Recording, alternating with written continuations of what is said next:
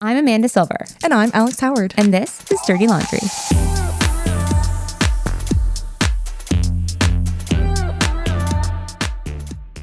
Okay. So this is our final episode of season 2. Yeah. We're going to do a little recap. Recap rap. Isn't that what you called it? Yeah. It doesn't sound so good now. Somehow it was way better 2 minutes ago. Of course, when we were not recording. That's when all the magic happens. Only you heard when we were not recording. What's going on? What's going on this weekend? What's going on? Long weekend. Happy Canada Day. Oh, Yay, Canada. I have to say. No, it's not the long weekend. It was. Just passed. Oh, but coming up is not the long weekend. So let's not recap our weekend plans? No, we're going ahead. Okay, so what's happening ahead? So my little guy's going to camp. Yay. Overnight camp for 2 nights. And 2 nights? That is a lot. I mean, it's 48 hours. It's Friday. Yeah. For a little midday. 6-year-old. Yeah, it's a big deal for him. And I think it's good that it's 2 nights because you get over the hump of the first night. Yeah, which is like a shock to your system. And a lot of homesickness and all of that. And then you're like, oh, we're leaning in. This is actually quite fun. Yeah. Oh, he's going with his cousins and his sister will be there. Okay. So there's going to be 6 of them. So it's going to be good. I'm really excited for him. And is he excited? He's really excited. Mostly to see his sis or? I think mostly for the bunk bed. Oh. Yeah, I think that's the draw. It's always my favorite what they're jazzed about. Yeah. What they are, because we think, we put all of this, expectations of we spent all this money and you're going to have the best time. You're going to go to the boats, you're going to do this and that. He's like, just the bunk bed. No, he just is jazzed for a bunk bed. Yeah. And then my older one is there. So she's there for a month. And that is a long time. Yeah, going up for Visitor's Day in a couple of weeks. So so how are you doing?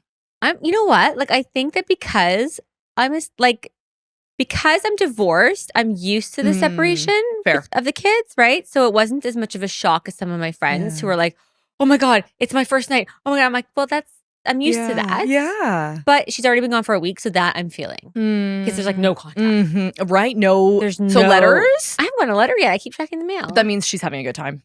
If you got these letters that were like, oh my God, this is the worst. I'm crying myself to sleep every night. I did not get any of those. Yeah. I got less is more. I saw one picture so far online and she looked happy. So it's it's good. It's good. It's good. Yeah. And mine is going next week to band camp, sleep away. I know. Think of all the cliches, all the American Pie stuff. I've heard it all. Oh my God. It's the same one that I went to when I was her old. What happened her at age. band camp? Not what you think. Literally just playing your instrument. And not, again, what you think. The musical play your instrument or other people's instrument. instruments. So she's 10. So I'm really hoping it's her own. How long is this band camp? Just 1 week. Okay. It's 5 nights, and then all the parents get to go on pickup day. They do a big concert and stuff. Oh, that's which so is cute. Yeah, and no, she's real jazzed. Is she already? She has been packed. You should see her. She has lists. She's and a list girl. Everything's organized, and she's just she's really ready. It's funny when they just kind of flip a switch where now she gets up and she wants to make her bed. And she wants to be organized and, have room cleanliness. And she has a whiteboard with her weekly schedule. No, she doesn't. And the schedule is beyond cute, right? Oh my gosh. There's nothing in her life. It's first of all started her summer break. So she just likes the organization. She likes it. Oh. And it's really, really sweet. Whereas my son is you can't even find him in his room for the piles of shit that have cluttered and, that's are around. Yeah. But no, I am ready to lean into summer. So I'm really excited. Yeah. This episode, we're just going to do a recap of some of our favorites, some of our highlights throughout the season. Yeah, it's a good episode to listen to if you haven't tapped into season 2 yet and you want to sort of figure out which ones to listen to. Yeah. Over the summer, listen to this episode and see if any catch your interest. Yeah, and go back and listen because we are taking 6 weeks off. We are. We debated just doing 4 weeks. We did. But we're fucking tired. We're tired. We are tired. We're punch drunk at this point. We need a break. I don't even know what we're talking about anymore. Okay. On that note, let's talk about our favorite apps. Okay, so I have been very vocal lately. Yes, you have. And I'm forced you to let me have this soapbox platform for one more minute. Yes, you have. But they are pushing, the powers that be, the wiser than wise, are pushing for this thing this summer called Phone Free Fridays. Okay. And this takes me back to our episode with Ash, with the Gamer Educator. Was that our first episode? It was our season 2 opener. Yeah, back to school. And I've been obsessed with Ash. I followed them throughout COVID because they were always giving great realistic balance of how to like manage screen time for kids. Right. Not no screen Yeah, not this time. whole like abstinence bullshit, which I know is unrealistic. And so thinking back, that was September. Yeah. So almost a full year that we have been, you know, going at this, 10 months, give or take.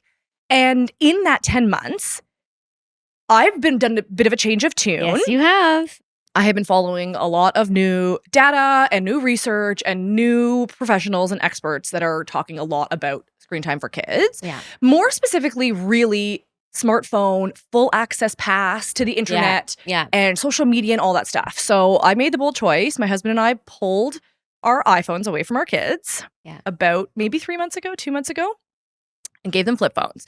And I have been active and vocal on social. So for anyone who follows my personal account, you will see. But I came on to share the fact that like, I know it's not, you can't get rid of this 100%. The kids are still on computers at school. So there were little tips and little tricks that we tried to incorporate in our daily life. So for example, my kids still want to watch YouTube. Great. They're going to watch it in the living room where I can overhear. So while I'm cooking dinner or, you know, just doing my own work. Yeah, I usually do that too. It's like, you want to watch YouTube, watch it on the screen. And then I could be like, nope, we're changing it. Or it's like, pause. How do you feel about what that person said? Like, let's have a conversation about this. Like, let's encourage some critical thinking as opposed to just like watching and whatever you hear is gospel. You just take it all in stride and you think, oh yeah, this is normal. It's like, well, hang on. Some people have different views and different is not bad, but like, let's discuss them. Do they match with our family values? And if not, let's discuss that because every family is different. And so just like spurring some good conversation to have around the home. So yeah, so moving my son's computer up to the living room as well, allowing him to, you know, still play his video games because he's still a 12-year-old boy. Yeah. But I'm now aware. I'm listening to who he's talking to, what they're chatting about. I can ask questions later because part of it too, really, in terms of like connecting with your child is knowing what their interests are. So I want to have a little bit of jargon. Yes, he's playing Fortnite. Okay, what exactly does that mean? Oh, what cool skin did you get? You know, like picking up on these little things. And it's connecting with them on things that they're interested in. And we learned that from Ash in that episode. Meet them where they are. Show interest in their lives. Don't poo-poo the shit that they're interested in. You think it's ridiculous what they're watching. Show an interest in it. Exactly. You might connect with your kids. Yes. So I will say it was hard. We went through serious withdrawal, like serious withdrawal. I give you such credit for doing it though. But the kids that came out on the other side are like, hi, welcome back. Yeah. I've missed you. Yeah. Because you turned into sullen assholes. Yeah. If I'm being totally honest. They're and now they're back. Yeah. So I am encouraging. So this is, aside from saying, go back and listen to the Ash episode, season 1 opener, such great information, non-judgmental, actually like helpful, productive tips to manage screen time for kids. You don't need to be as, 100% about anything. Like I said, abstinence does not the answer make. Right. However, manage them well. And so, for example, this phone-free Fridays, just take your devices away from the kids for Fridays. It's the summer. Go to the local maybe pool everyone park. should follow Shabbat because then you're there you go. Everyone's going kosher. And we're all following Shabbat because there's no phones on Friday night or Saturday. You know what? This would not be a dirty laundry episode if there was some kind of, not some kind of Jewish shout out of trying to convert us all. There's something to it, right? Honestly, there's something to it. I follow love Shabbat. it. I mean, I don't, but like, yeah. There's some upsides. But I think it's also the balance. Like my daughter is away now for a month. So it's like it's like detox from like forced detox from the tablets and the iPhones or whatever. And so I think it's about trying to figure out a balance that works for your kids. Yes. And for your family. And for your family, like some people do, okay, we're only gonna have a certain amount of screen time every day. I've sort of dabbled in that.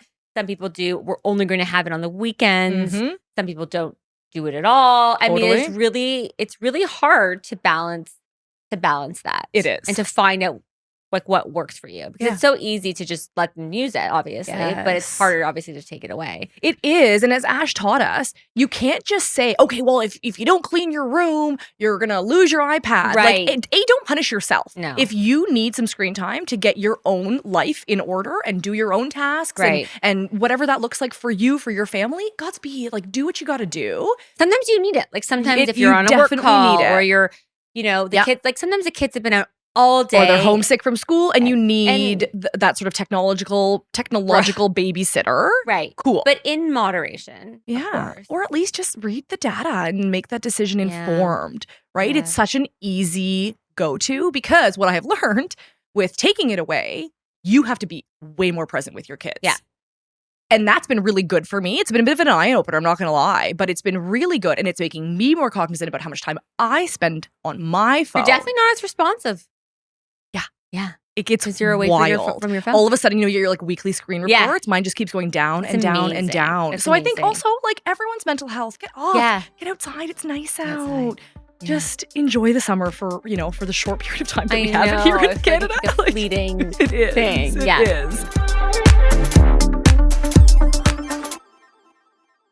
No, what's one of your favorites? So one of my favorites, I think, was the Should I Stay or Should I Go? Oh, I love that episode because that comes up so often. I run into people. Like, I can tell you that, like, it's amazing. Like, now that, our podcast is like taken off, I run into people, whether it's even like at a bar or at a restaurant, like on the weekends, and someone will come up to me like, I listened to your show. Yes. I listened to it, right? Oh. And that to me is like amazing. So I love that. But in that, there's a lot of people who are not coming to me as, okay, I'm getting separated and I need a draft separation agreement. Right.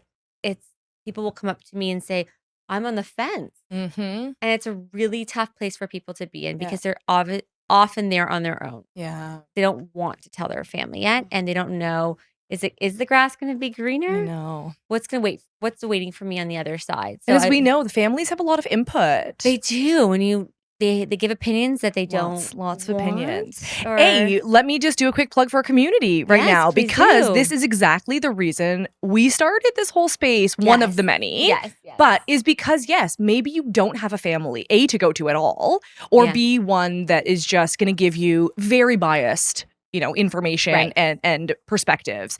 So the community, just a whole bunch of people going through the same kind of thing, you can get stories and sort of like-minded thinking of people who have gone through it. Because how can you get an opinion from someone who A, is biased because they're your family member and they have their own interests, and they love you presumably.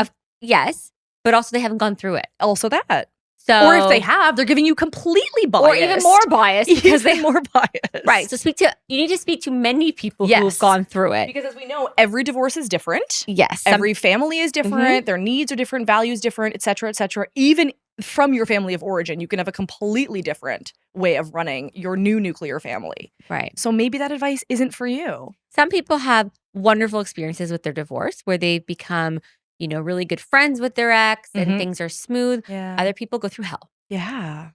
So some people never partner up. Some people get remarried. There's just everybody is different. Yeah. And everyone who has gone through divorce has asked themselves, should I stay or should I go? So if you are on the fence, listen to that episode. And come on the community and chat. Yeah. Please and do. Like acts of service, helping others is actually so cathartic and healing. So maybe you're not even going on for advice. Maybe you don't want advice. Maybe you have some to give and to offer up somebody else in need. It's such a great, beautiful, safe space for that. I can tell you firsthand, like this is what I do, right? I went through it and now I help others through it. I can tell you it's been so good for me. Yeah. I love that. That's that episode. So one of our guests, Jasvinder Sanghera, recently got her damehood. Yeah. Which I was so excited. I mean, she's already a queen. Like beyond, she is the queen. She's the queen. Like she's amazing. Amazing. And I can't remember what number episode, but season 2, she came on to talk about her book and her incredible story, her incredible organization of helping other women, saving young girls from honor killings and forced marriage. And now she's Dame Jasvinder Sanghera, and I'm so proud of her. I'm so proud of her. So it's such a good episode.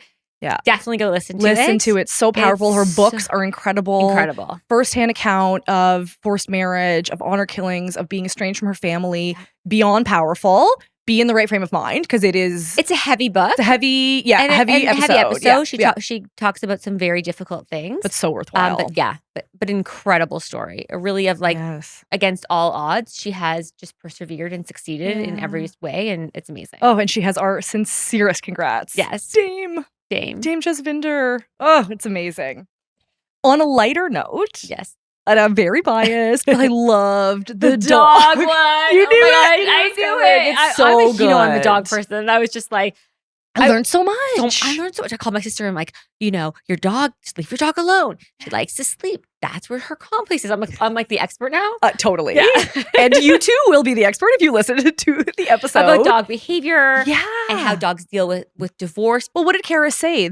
We humanize them. Yes, we personify all of their things. Oh my God, she laughed about separation anxiety. Oh my God, every dog now is anxious. Every dog has allergies and is anxious, and next they're going to be like gluten intolerant. And some are. It's a whole thing. Honestly, they've become little humans. They have become little humans. Yeah. And listen, for many couples, those are their babies. Yeah. We had skin babies. They have fur babies. Yeah. That's totally cool. But listen, if you are a dog owner, even if you're not even going through divorce, if you are a dog owner, listen to the episode. So interesting. Learn more about Karis. Yeah. She's got some great hot tips. I really like that one. That was a great one. Fun. That was a great one.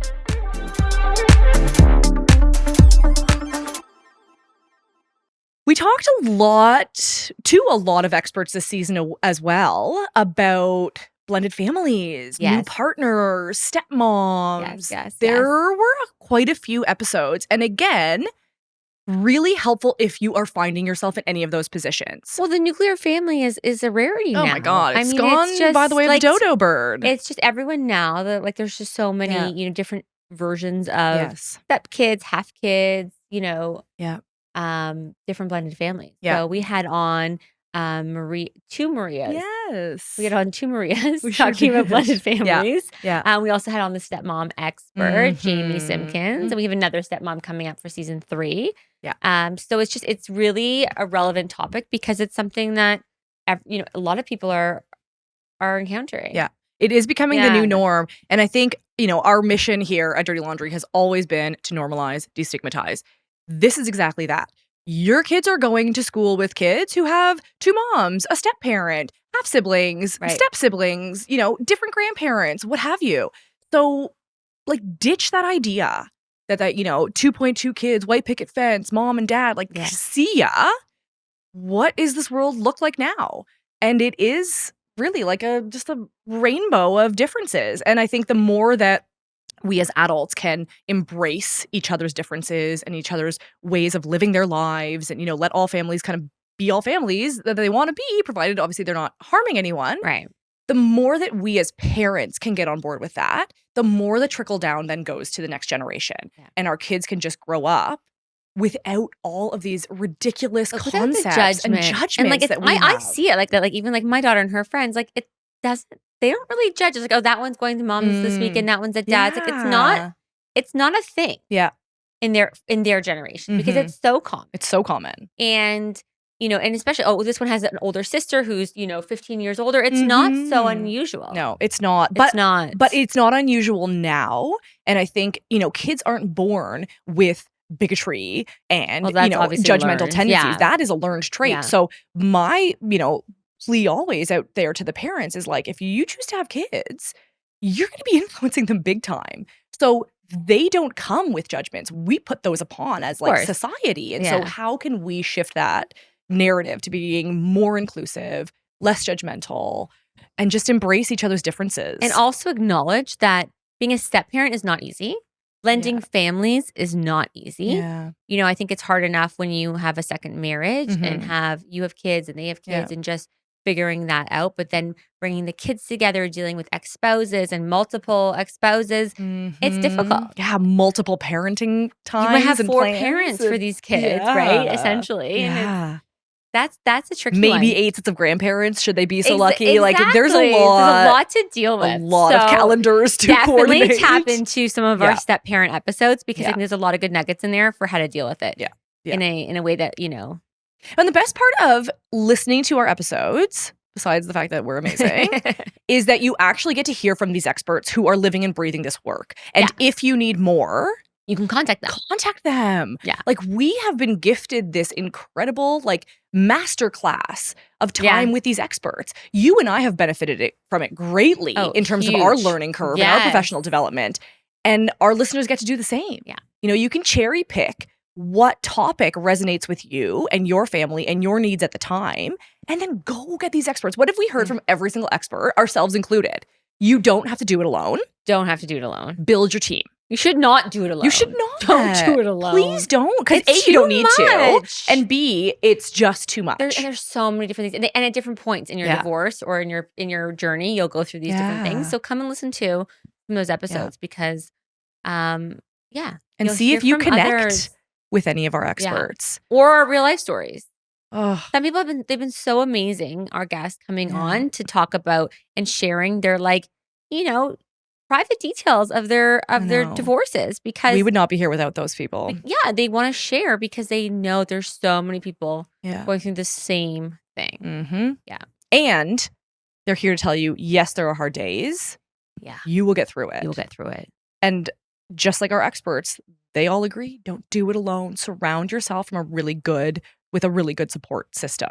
And it doesn't always have to be paid experts, but honestly, invest in your divorce, right? Like it will cost you a lot more later. Right. We talk ad nauseum about the cost of divorce in this country. And like how can you set yourself up for success today so that you're not paying for it still in a year from now? Right. Sometimes, a little bit of money on an expert, on somebody who can support you through that will end up saving you. Oh, for sure. In the long run. For sure. Get yourself a financial person. Get yourself a mediator. Get yourself a therapist. All of those people are really important to your healing and to your moving forward in this process. Exactly. So speaking of therapists, let's talk about narcissism. Yes. That was a popular episode. I mean, wow. It's really getting its 15 minutes of fame right now, narcissists in general. Yeah, I don't know if it's oversaturated the term or if it's that there are so many hidden narcissists that we just don't know, or are narcissists more likely to divorce because they just can't have a healthy relationship?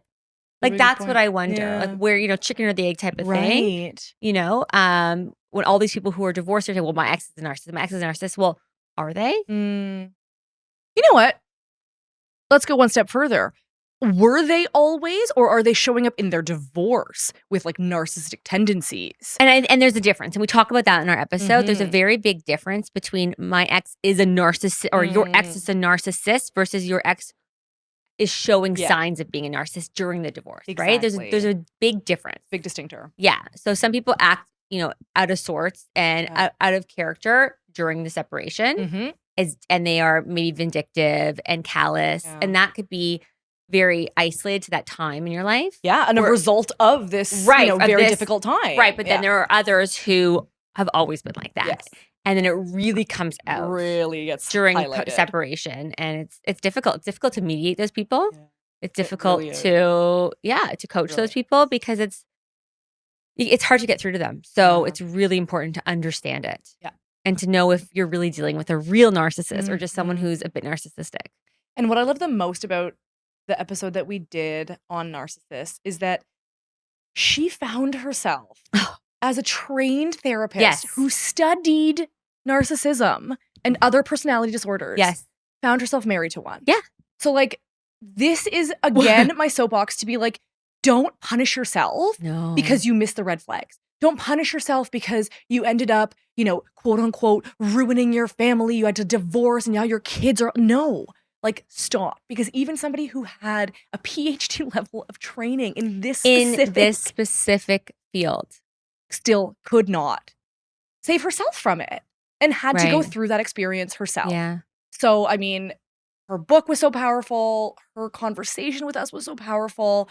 We're so grateful. Because those are the kinds of stories that truly break down the stigma.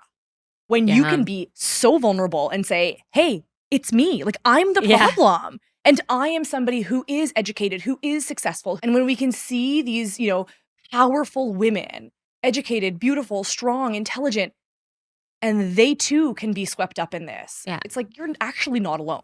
Right. There are so many people who were hoodwinked, for lack of a better term. Yeah. That one, I mean, that was definitely one of my top. Kate Anthony's episode. So definitely take a listen to that one. Forthcoming and honest. Yeah. Oh, I just really appreciate the people that we've had on who have just given us not only their time, but honestly, their life story, which is not easy. It's not easy to come on and share your life story. No, it's not. Really not. So we really appreciate all the people who have and who are planning on coming on.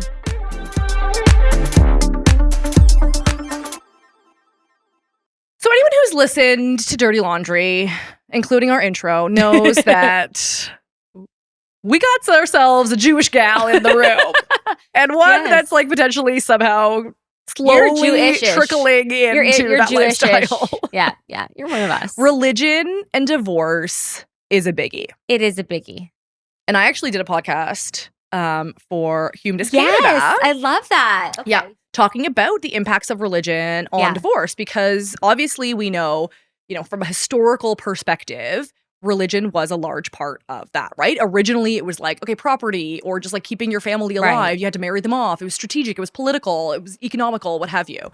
And then religion came in. Yes. And you needed the permission. I mean, in some cases you still do, but you needed the permission of your religious leaders to get divorced, right? Because I wasn't even thinking that. I was thinking even in terms of like marriage, like the reason people married and how religion impacted like the marriage process before even you could divorce, right? Like forever, for years. They weren't love marriages. They were marriages of necessity. Of necessity. Right. And survival. Then, exactly. Yeah. And so then we learned in the Jewish faith, you need the get, which please speak to that because I obviously don't know. Yeah, so that is just sort of the last sort of straw that sort of connects you in Judaism is to get that get, which is just sort of releases you both from each other. Right. And we still are seeing that today. Like that's still a huge part it is of important. The Jewish religion. Yeah, it's important. Yeah. Yeah. Both same thing. Both acceptable? Yeah. But yeah, it's important. But it was interesting because of the major religions. Mm-hmm. I think Judaism was one of the only ones that actually supported divorce. Yeah. Which I thought was interesting. Yeah, definitely not Catholicism. No. Really until Martin Luther came in.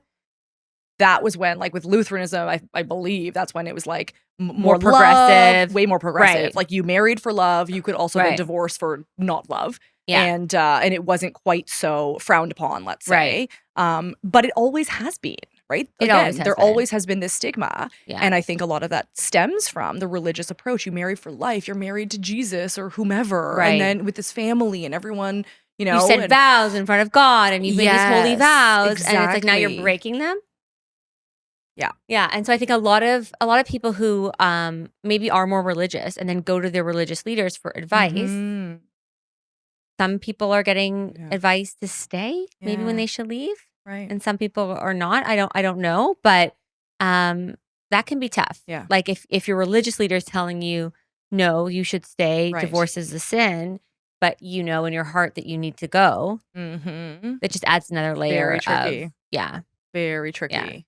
Yeah. And again, so building that support network that's maybe outside your current network of people, right? Of looking at who is, let's say, currently on your team. And maybe you need a different influence. Right. Maybe you need to pepper in some other voices just to balance out those so that you can, it can support your decision making. Yeah. To be able to do what is best for you. And then we had an interesting episode talking about the Mormon faith and divorce and someone who sort of went against that and a very, traditional, conservative, community and sort of turned it upside down and is just, great. doing what's good for her and her family. So co-parenting in the most beautiful, but let's say, and they're so happy. Not typical kind of way. Yeah. And they are happy. Yeah. And again, it's those stories of like, maybe this was not how you imagined your life going, but guess what? It's fucking awesome still. And you don't have even to turn all that. And you don't have to turn away from your religion to be able to do that. But she was saying, good point. She says, she picks and chooses, right? She says some of the Mormon things, teachings, principles don't apply to her.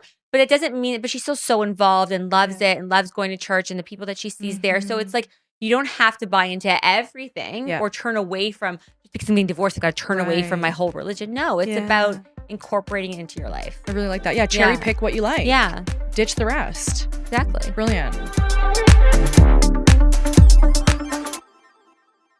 Favorites? The addiction episode. So even though I wasn't there. I know we missed you. I know, I was homesick, but I really love that episode. I mean, I just feel that like there's such a barrier to entry for people who want to get help. And so often I even hear from my own clients, I can't afford it. Right. And this is, we had the interview with Jax Toronto, and this is an organization that is making it available to basically everyone. Yeah. Which is incredible because, with our healthcare system, it's very difficult to get in to see a therapist. And if you don't have benefits, let's say, the you have to is pay prohibitive. for it. Right. That's the what wait I'm saying. lists are prohibitive. Right. And so they're just, Jax is ditching it. Yeah, they're working on a sliding scale. And it's to me, that's incredible. And I didn't really realize just how much addiction there really is out there. Oh, it's a lot. And I think for me, the biggest eye-opener was how young these addictions are starting. Like when Michelle was speaking about vaping and sports betting and like in our middle school. Sports oh my God. Bet. I mean, they're gambling. Yeah, that was a big eye-opener for me. I think especially just like as our kids are aging into these groups, I'm like, oh crap, things I didn't know I had to be aware of. Yeah. That I'm now on my radar. So again, good. Trying not to be overwhelmed and terrified, but rather finding these resources that can support our families. Yeah. Because it is a lot. And I also like that they have a space where kids can call in. Ugh. Like, I mean, I always think about it so great. I know everything what about an amazing it. organization. Yeah, it's really incredible. So check it out. Yes. They're going into schools to educate. There are group therapy that you can meet like-minded people. Then there's individual therapy. It's incredible. Amazing. Yeah. It's incredible. The resource is an incredible resource. So check it out. And not just for people who are actually going through it, but for family members. Yes. Yes, exactly. Right? And I thought that was because often you don't think about the people who are close to people who are in recovery. You don't think about the spouse or the child or the sister or the brother. Or the parent. Yeah. Well, and we've seen so much of it. People are walking away from their relationships because of it. Yeah. And because they're unable to get the help and the support they need. Right. Because they're on these wait lists for, so long that by then it's just like, I can't anymore. It's too much. I'd sooner walk away. Yeah. And that's not fair. Yeah. Because maybe some of these relationships could have survived. Maybe this is the best out course. And thank goodness, at least they're still getting help regardless of the outcome in terms of your relationship. But how do you support someone with an addiction? How do you co-parent someone with an addiction? You can't force them into help. So like number one, maybe it is often best to walk away if they're not willing to get the help. But you still need help. As someone who was, let's say, married to them or a parent of or a child of, you still need support. And something that doesn't go away. Yes. So even if you have divorced someone with an addiction, now you have to co-parent. Exactly. And now you have to look out for the signs that there's a relapse or something's come back. Like this is an ongoing. Or are you watching it in your kids, waiting for it to happen as well? I mean, there's a lot of worries. Because a lot of addiction is genetic. Yeah. So it's again something that you shouldn't go through alone. Exactly. Yeah, that really is too big. It's just too big of it's a mountain that you shouldn't be climbing on your own. Yes. And speaking of therapy, we started dabbling into some different therapies after our conversation. It was so interesting, the homeopathy episode. It was really interesting. I liked it. I liked it. I learned a lot. I want to hear more. I'm like, I want to have her come back on. Yes. Because I've never tried any of those EMDR. Yeah, tapping. Tapping is something that I tried and loved. Will you show me? Yeah, well, maybe off camera. I like this idea of like different modalities, different ways you can take ownership of your therapy or of your healing and your, the work that you're doing for your mental health. And so it is nice to be like, oh, there's other options. Maybe talk therapy didn't work for you. Or maybe group therapy didn't work. Or maybe whatever you tried didn't work. Like it's a multifaceted, just like your divorce. There's not going to be one person that you go to, I think, for everything. Right. Good point. Like some people just say, oh, I need my lawyer, and that's it. Yes. No. Incorrect. No, your lawyer's not your therapist. Your lawyer's not your financial expert. Your lawyer is not your mediator. Your lawyer's not your coach. Like, no, right? Yeah. And you'll spend so much money if you just use one person. Exactly. Right? So it's like the same thing with therapy with your mental health. I think that, okay, great, talk therapy might be doing its thing, or maybe it's done as much as it can do, and now you need to incorporate other modalities. So this episode was all about that. Yeah, and be creative, try different things, and have fun with it. Like, it's like, try these things, they don't work, try something else. It didn't work for you, that's okay. Be open-minded. Right. It's about being open-minded. Yes, and what works for one may not work for another, so you got to be willing to try. So that is my list of all of my favorites. Were there any more that you want to add? I liked where we talked about transitions, because now that we're in summer and everyone's on their summer schedules, which is different than your regular schedule. Very different. It's important to take a listen to that, because it's really about reducing the stress during these transitions, not getting so caught up in the details, and just being a bit more flexible and, like, let your kids enjoy the summer too. Yeah. And if that means an extra night here, another night there, an afternoon here, like just be more flexible for your kids. Let them stay up late. Let them sleep in if they can. It doesn't have to be so rigid. Yeah, exactly. Yeah. We do spend a lot of time during the school year with a very strict schedule. Very strict. And the parenting schedules, it's like 4 p.m. or 5 p.m. to the T. It's like if you can show some flexibility with your co-parent, based on what the kids want. Like if the kids are like, I want to stay at mom's another night or I want to stay at dad's another night, like let them. I know, that terrifies me. I'm like 100% I have given the opposite advice to most of my clients. Really? Well, I just think it depends very much on the kind of relationship you have. This is super low conflict for sure. Don't advise for otherwise. But I just think if you have a good co-parenting relationship, then yes, embrace the flexibility of summer that you don't have to, you're not rushing to school. You're not rushing to their extracurriculars. So this is a great opportunity to show some flexibility. To slow down. To be able to just let the kids guide it a bit more. Whereas during the year, I feel like it's just so guided by school and extracurriculars. We do overschedule. We do. And overcomplicate their lives often. Yeah. And so summer is a beautiful time to take the foot off the gas, if you will, and slow it down. But for higher conflict families, you got to stick to it. Just stick to it. Yeah, just stick to it. For your own sanity and for your kids' ultimate happiness, there's a reason why we do a plan. But that was not even, I was going to say, sorry, I totally... We went all around. We went all around town. We went all around. But no, what I was going to say is, listen to the transition episode, especially going back to school, right? Like after this summer is over, after you did take your foot off the gas pedal and you maybe were a little bit less strict with bedtimes or screen times or, outside time or ice cream truck or whatever it was that was your thing. Be prepared for some backlash when we have to go back to that very regimented schedule. I know, I always get so nervous before because there's just so much that you have to get them back. And I hate to talk about it now when we're just starting summer. I want to think about it. But it's a great resource for parents as we do have to transition back to school because it is tricky. And so what I constantly remind myself, I'm not saying that I am above this advice, is as adults, it is our job to regulate our emotions. The kids do not have that capacity. So if you've, spent a ton of money and they've gone to camp and they had a horrible time, that's okay. It's not because you made a bad decision. Right. They just had their own experience. Yeah. Just be there for them, good or bad. Yeah. And as they transition back to school or as they transition back to an earlier bedtime or whatever that is, they're going to have a ton of feelings about it. And your job is to stay calm. Yeah. Because you cannot go to them. They have to sort of come to you at your level of calm in order to regulate themselves. So be forgiving with your kids as they transition, be forgiving with yourself, but also remember that as an adult, it's your job to be emotionally regulated. Yes. And the kids just simply don't have that ability yet. But it'll be okay. We do this every year. we will do it again. We do this so look every back year. on any of those episodes. Yeah. We are taking the summer off. I am very excited. And we'll see you in September. We have some great guests lined up for September. It's already gonna be amazing. It's going to be amazing. Season 3 is going to be big. Season 3. I know. What? Season 3 really snuck up on us. I know. God, I'm proud of us. Me too. Way to go. Yeah. Way to go, you. Way to go, you. Have a wonderful summer. Thank you for listening. Go back and check out those episodes you missed. I might even too.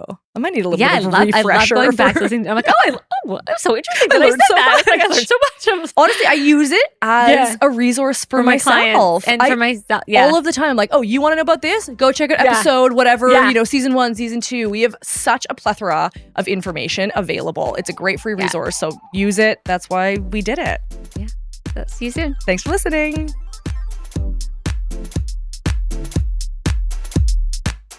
This episode was written and created by Alex Howard and Amanda Silver, produced, edited, and engineered by RTF Productions.